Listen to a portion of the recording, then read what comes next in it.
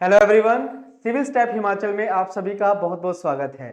I hope आप सभी की प्रेपरेशन बहुत अच्छी चल रही होगी और बहुत अच्छे तरीके से आप जीएस और सीसेट को कवर कर रहे होंगे। तो दोस्तों, आज का जो सेशन होने वाला है इसमें हम डिस्कस करेंगे एचपीएएस सीसेट के बारे में।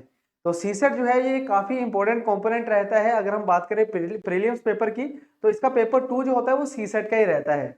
तो इसके लिए हमने एक ऑफलाइन और ऑनलाइन बैच शुरू करा है, जो कि हम 17 ऑफ दिसंबर से शुरू करेंगे। तो इसकी जो डिटेल्स है वो आज के लेक्चर्स में आपके साथ शेयर करूंगा। तो बैच की डिटेल्स शेयर करने से पहले सी सेट क्या होता है, किस तरीके से आपको इसको प्रिपेयर करना है, वो सारा कुछ मैं आपको बताने वाला हूं। ठीक है, तो पूरा सिलेबस रहेगा, पैटर्न रहेगा, डिफिकल्टी लेवल क्या होता है पेपर का, ये सारी चीजें हम डिस्कस करेंगे। तो कुछ इंपॉर्टेंट पॉइंट्स है जो आपको पता होने चाहिए। तो सबसे पहले तो अगर मैं एग्जाम की बात करूं तो ये एमसीक्यू टाइप पेपर होने वाला है और ऑफलाइन पेपर होगा, यानी कि आपकी ओएमआर शीट्स के ऊपर ये पेपर जो है वो कंडक्ट किया जाएगा। दूसरा पॉइंट इसमें क्या है कि जो क्वेश्चंस होंगे वो बाइलिंगुअल रहेंगे, यानी कि क्वेश्चंस आपको इंग्लिश में भी मिलेंगे और हिंदी में भी मिलेंगे, बाइलिंगुअल रहेंगे क्वेश्चंस।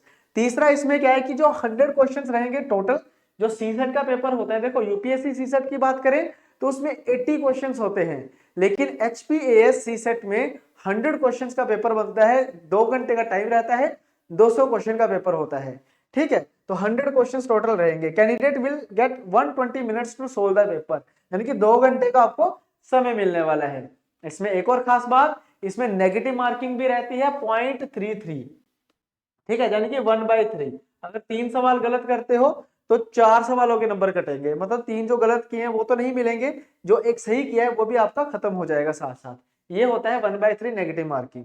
और जो सबसे इसकी खास बात है वो क्या है कि ये क्वालिफाइंग है, इसके मार्क्स नहीं जुड़ते हैं मेरिट में, आपने सिर्फ इसको क्वालिफाई करना है। इसके लिए आपको सिर्फ 66 मार्क्स चाहिए, क्वालिफाइंग मार्क्स होते हैं। ठीक है, और हर एक कैटेगरी के लिए सेम रहता है क्राइटेरिया, 66 मार्क्स सबको चाहिए, सीसेट सबको क्वालिफाई करना ही होता है। तो देखो, अगर मैं पिछले 2-3 साल के ट्रेंड्स देखूं तो काफी अप एंड डाउन आपको देखने को मिले हैं डिफिकल्टी लेवल में। जैसे अगर मैं बात करता हूं 2021 का पेपर जो हुआ था, उसमें जो लेवल था एग्जाम का वो काफी मुश्किल था। तो ऑलमोस्ट कई स्टूडेंट्स के मुझे भी कॉल आए थे, हमारे जो इंस्टीट्यूट के स्टूडेंट थे, काफी स्टूडेंट थे जिनका ये कहना था कि सी सेट बहुत मुश्किल है। और कई ऐसे स्टूडेंट थे जिनका सी सेट की वजह से एग्जाम ही नहीं पास हुआ, मतलब उनका जीएस सेक्शन क्लियर था, कट ऑफ से ज्यादा नंबर थे, लेकिन सी सेट की वजह से वो पेपर क्वालिफाई नहीं कर पाए।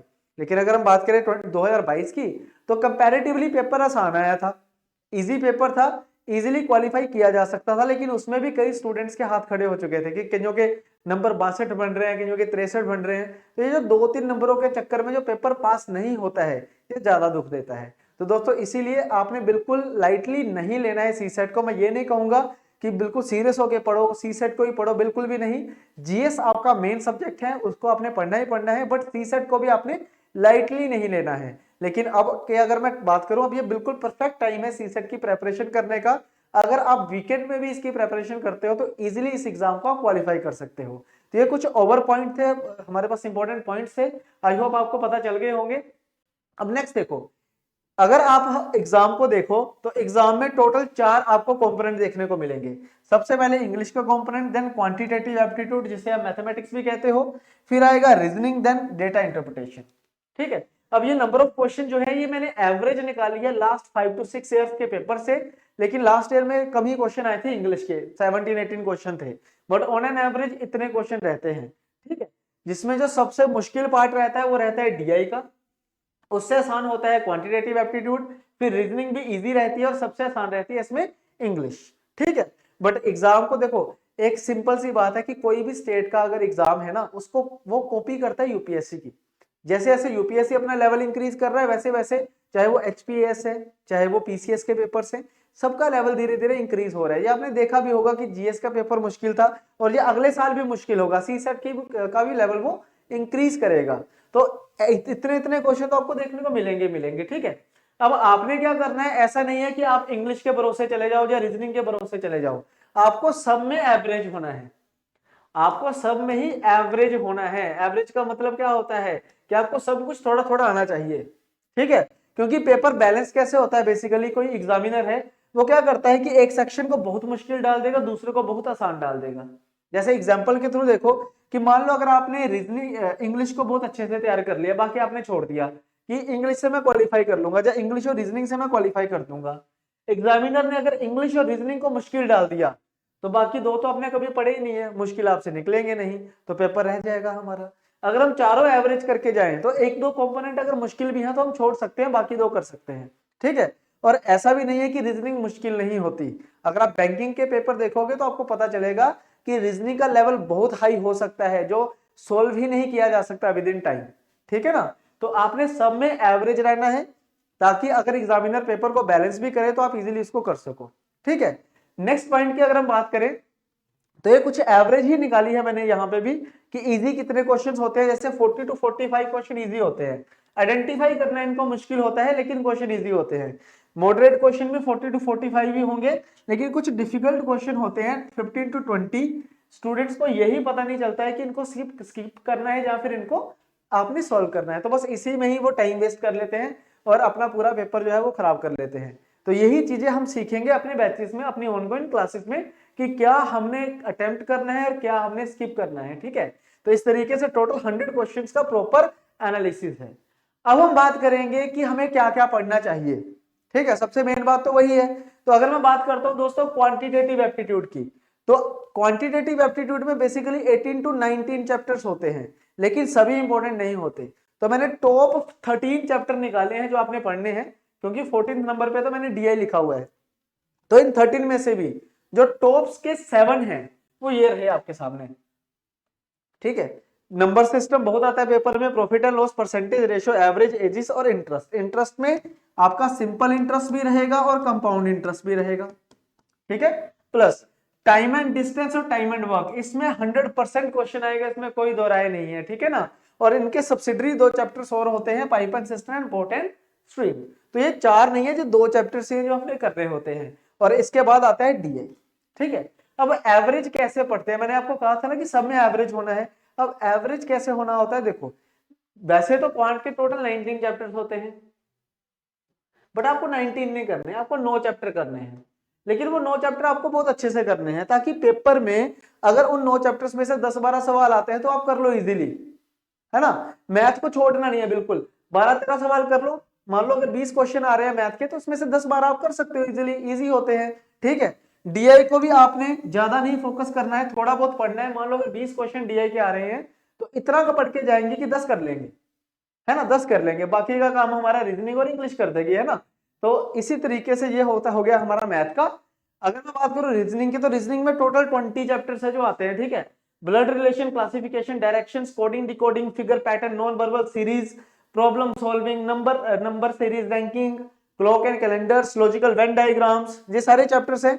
नंबर सीरीज है, अल्फाबेट सीरीज है, रैंकिंग है, एनालॉजीज है, इसके अलावा रीअरेंजमेंट है, रीअरेंजमेंट आ जाती है। अपार्ट फ्रॉम दैट आपका ये आ जाता है काउंटिंग फिगर्स के ऊपर क्वेश्चन बन जाते हैं, सेटिंग अरेंजमेंट्स के क्वेश्चन आ जाते हैं। तो सारा नहीं पढ़ना है, कुछ चैप्टर्स है जो आपको करने हैं, जो 100% हर बार पेपर में पूछे गए हैं। जैसे ब्लड रिलेशन है, डायरेक्शन है, कोडिंग डिकोडिंग है, नॉन वर्बल सीरीज है, ठीक है, क्लॉक एंड कैलेंडर है ना, लॉजिकल वेन डायग्राम का क्वेश्चन आता है पेपर में। उसके बाद हमारे पास नंबर सीरीज के 100% क्वेश्चन देखने को मिलेगा, रैंकिंग के क्वेश्चन आ जाते हैं। तो अगर आप ये भी चैप्टर कर लोगे तो इजीली 10-12 क्वेश्चन यहां से भी निकल जाएंगे, ठीक है। तो ये तरीका होता है एवरेज करने का, मतलब सारा नहीं पढ़ना है, लेकिन जो पढ़ना है वो बहुत अच्छे तरीके से पढ़ेंगे हम, समझ गए ना बात को। नेक्स्ट आता है इंग्लिश। इंग्लिश में मेजोरिटी पार्ट रहता है कॉम्प्रिहेंशन का, then filling the blanks, vocabulary and grammar. इसमें सब कुछ आपको मिलेगा, फिलिंग द ब्लैंक्स आ जाएंगे, इडियम फ्रेजेस आ सकते हैं, सिनोनिम्स वगैरह आ सकते हैं। तो ये सारा कुछ हमने पढ़ना है इसमें, ठीक है। बस क्या है कि ज्यादा नहीं पढ़ना है, उतना को पढ़ना है कि हमारा पेपर जो है वो क्वालिफाई हो जाए बस, ठीक है, उतना का प्रैक्टिस हमने करनी है। नेक्स्ट देखिए, एग्जाम को क्रैक करने के लिए आपको चाहिए क्या क्या, ठीक है। नोइंग द एग्जाम पैटर्न, जो अभी मैंने आपको बता दिया है, ये हमारा डन हो चुका है, ठीक है।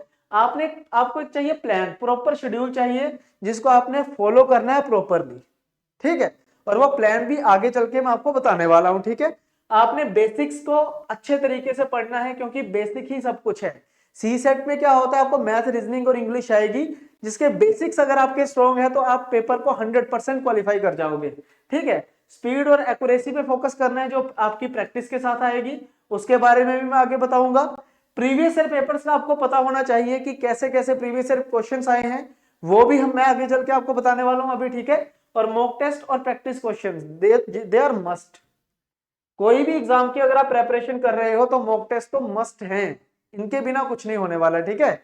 तो कुछ इस तरीके से दोस्तों हमारा जो बैच शुरू होने वाला है ये ऑफलाइन भी रहेगा। चंडीगढ़ में हमारा सेंटर है सेक्टर 25। आप पंजाब केसरी बिल्डिंग के फर्स्ट फ्लोर अगर आप सर्च करोगे पंजाब केसरी बिल्डिंग तो उसमें ऑटोमेटिकली आ जाएगा ये, ठीक है। जो मैंने पूरा एड्रेस लिख दिया है। इसके अलावा आप ऑनलाइन लाइव भी ये बैच ज्वाइन कर सकते हो, घर बैठे लाइव लेक्चर्स भी आप देख सकते हो, ठीक है, जिसमें आप डाउट वगैरह भी पूछ लोगे हमसे, वो साथ साथ चलता रहेगा। तो ये बैच जो है वो हाइब्रिड रहने वाला है। ऑफलाइन ज्वाइन करना चाहते हो तो ऑफलाइन भी कर सकते हो, अदरवाइज लाइव भी ये बैच हमारा रहने वाला है। तो इस बैच में की अगर हम बात करें तो 17 दिसंबर से ये बैच शुरू होगा, ठीक है, सैटरडे को। वीकेंड में इसकी क्लासेस होंगी, 2 क्लासेस होंगी, सैटरडे को होगी 2 आवर्स की और संडे को इसकी क्लास रहेगी 4 आवर की। यानी कि एक वीक में आपको 6 आवर की क्लासेस मिलेंगी, विच इज इनफ, मेरे ख्याल से बहुत है। क्योंकि देखो मेन जो हमारा मेन पॉइंट है ना उससे हमने हिलना नहीं है बिल्कुल भी। याद रखना अगर आप एचपीएस की तैयारी कर रहे हो तो आपका ऑलमोस्ट 80% जो टाइम है वो जीएस की तरफ होना चाहिए, 20% आपका सीसेट की तरफ होना चाहिए अगर आप प्रीलिम्स की प्रिपरेशन कर रहे हो तो उसके अकॉर्डिंगली 20% ये बहुत है। वीकेंड में क्लासेस लगाइए, दैट्स इट। वीकेंड को ही इसकी प्रैक्टिस करनी है, वीकेंड को ही आपने इसकी क्लासेस लगवानी है, ठीक है। तो इस तरीके से रहेगा, सारा का सारा सिलेबस कवर होगा, ठीक है। हम इस चीज का पूरा फोकस रखेंगे कि अगर मान लो किसी बच्चे का मैथ वीक है तो मैथ पे उसको फोकस करवाएंगे।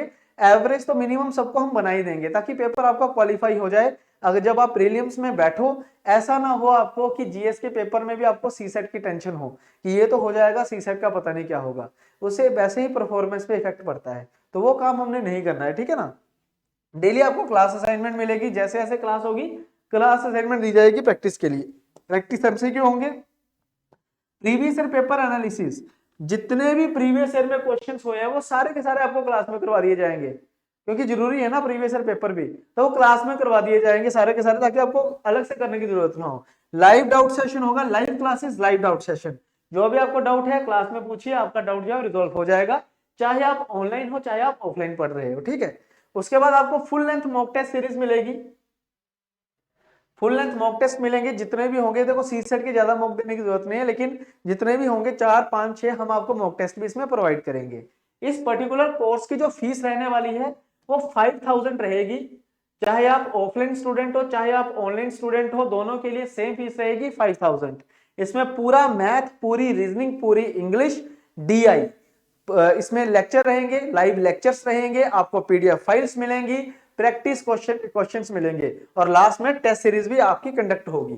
तो फीस बिल्कुल नॉमिनल सी फीस रखी है ताकि हर एक बच्चा जो एचपीएस की तैयारी कर रहा है वो सीसेट को भी अच्छे से प्रिपेयर कर सके, ठीक है। तो आई होप ये सारा आपको क्लियर हो गया होगा। आप हमारे बैच के डेमो लेक्चर्स भी देख सकते हो, डेमो लेक्चर्स के लिए डिस्क्रिप्शन में आपको लिंक मिला होगा, उसको आप रजिस्टर करिए और आप डेमो लेक्चर्स देख लीजिए। अगर आप ये बैच ज्वाइन करना चाहते हैं तो ज्वाइन करने के लिए मैं आपको अभी एक नंबर लिख रहा हूं 7814622609।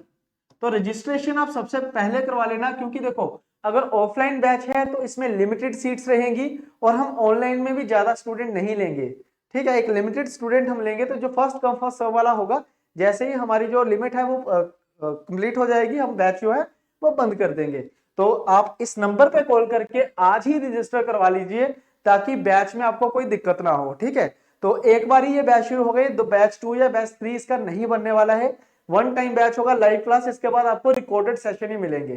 तो मैं आपसे यही रिक्वेस्ट करूंगा कि आप लाइव ही ये सारे लेक्चर देखिएगा, ताकि अगर आपको कोई डाउट है तो वो लाइव ही निकल जाए, क्योंकि एक बार रिकॉर्डेड हो जाएगा फिर जो आपके डाउट्स के लिए आपको वेट करनी पड़ेगी एक दिन की या फिर कुछ घंटों की, चाहे मौके पे अगर डाउट सॉल्व होता है तो आप नेक्स्ट क्वेश्चन पे चल सकते हो इजीली, ठीक है। तो आई होप ये सब कुछ आपको अच्छे तरीके से समझ आ गया होगा। अपने दोस्तों के साथ आपने शेयर जरूर करना है जो लोग एचपीएस की तैयारी कर रहे हैं। सीसेट की प्रेपरेशन अब सिविल स्टाफ हिमाचल आपको लाइव करवाएगा, लाइव भी रहेगी और ऑफलाइन भी रहेगी। अगर आप चंडीगढ़ के आ सकते हैं, अगर आप चंडीगढ़ में रहते हैं या आ सकते हैं इजीली, तो आप चंडीगढ़ में विजिट जरूर करिए। सेक्टर 25D हमारा ऑफिस है, तो वहां पे आपको आप ऑफलाइन क्लासेस भी लगा सकते हैं। इसका जो टाइम टेबल होगा प्रॉपर वो आपको हमारे टेलीग्राम चैनल पे मिल जाएगा, तो आप टेलीग्राम चैनल को ज्वाइन कर लेना, उसका लिंक भी मैंने डिस्क्रिप्शन में आपको दिया हुआ है। तो दोस्तों यहीं के साथ मैं आज का सेशन खत्म कर रहा हूं। आई होप आपको हर एक चीज अच्छे से समझ आ गई होगी। अब नेक्स्ट सेशंस में मिलेंगे दोस्तों। Thank you very much.